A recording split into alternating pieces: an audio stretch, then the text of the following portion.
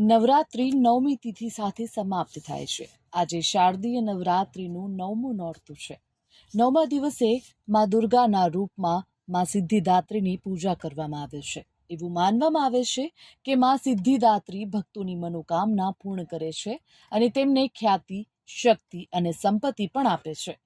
શાસ્ત્રોમાં મા સિદ્ધિદાત્રીને સિદ્ધિ અને મોક્ષની દેવી ગણવામાં આવ્યા છે. મા સિદ્ધિદાત્રી મહાલક્ષ્મી જેવા કમળ ઉપર બિરાજમાન છે. માતાને 4 હાથ છે. માતાના હાથમાં શંખ, ગદા, કમળનું ફૂલ અને એક ચક્ર છે. મા સિદ્ધિદાત્રીને દેવી સરસ્વતીનું સ્વરૂપ પણ માનવામાં આવે છે. 9મી તિથિ પર કન્યા પૂજા પણ કરવામાં આવે છે. દેવ, યક્ષ, કિન્નર, દાનવ, ઋષિમુનિ, સાધક અને ગૃહસ્થ આશ્રમમાં જીવન યાપન કરનારા ભક્ત સિદ્ધિદાત્રીની પૂજા કરે છે. તેનાથી તેમને યશ, બળ અને ધનની પ્રાપ્તિ થાય છે. સિદ્ધિદાત્રી દેવી એ તમામ ભક્તોને મહાવિદ્યાઓની અષ્ટસિદ્ધિઓ પ્રદાન કરે છે, જે શુદ્ધ અને સાચા મનથી તેમની આરાધના કરે છે. એવી માન્યતા છે કે તમામ દેવી દેવતાઓને પણ મા સિદ્ધિદાત્રીથી જ સિદ્ધિઓની પ્રાપ્તિ થાય છે.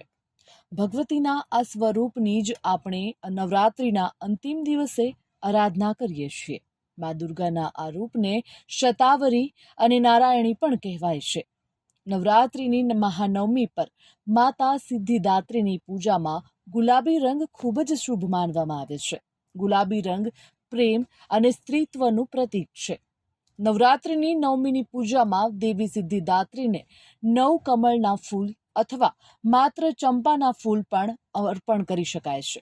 કન્યા ભોજમાં બનાવેલ પ્રસાદ ચડાવવામાં આવે છે તો 4 મુખી દીવો કરીને દેવીના મંત્રોનો જાપ કરવો જોઈએ. આરતી કરીને 9 કન્યાઓની વિધિવત પૂજા કરવી જોઈએ.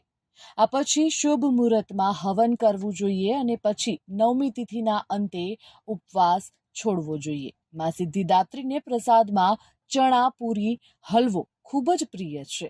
9મીના દિવસે આ જ ભોજન કન્યાઓને પણ ખવડાવવામાં આવે છે.